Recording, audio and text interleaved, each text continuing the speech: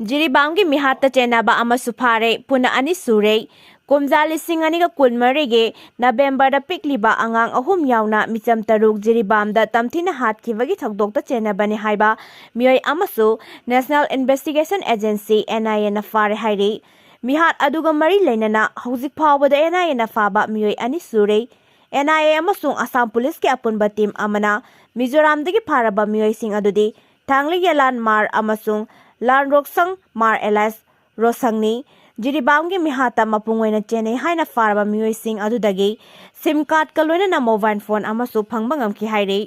Chairak sida cookie zo phuruk ki marueba loop asina NIA bu michang mikhai naiba thawang chathai haina maral sirakre Churasampur district ta base toba Maru Women Association thadurak pacherol amana hai NIA amasung Assam Police ki team amana fakhiba thanglingalan mar amadi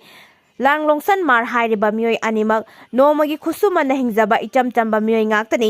NIA na michang mikhai naiba thawong chathaduna phurup amabu namthana ba honariba si khudakta lepkadabani amasung maral leitaba mioi ani condition amata yawduna khudakta thadokadabani hainasu loop asina phungdorakle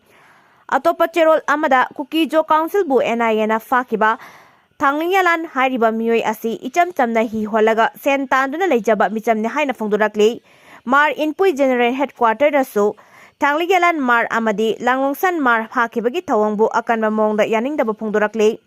Loop asigi Information and Publicity Department thadorak pacherol amanahai Jiribam da thokiba thawdok adugi matangda mamuttana thijindringaida NIA amasung Assam Police na maral leitaba micham phabagi thawong asi phurup amabu atamna na namthanaba honabagi thawongni Manipur da Kanglup ke hana sunabagi thawdok thokna humanitarian Crisis tholak ba sahi ahum phazilakadawre haina paladuna cherol asina hai Kanglup ki irang asiga mari lenina mising yamjadraba mar furuki mioi singbu atamna namthana bahona bagi thawong khudakta lepkadabani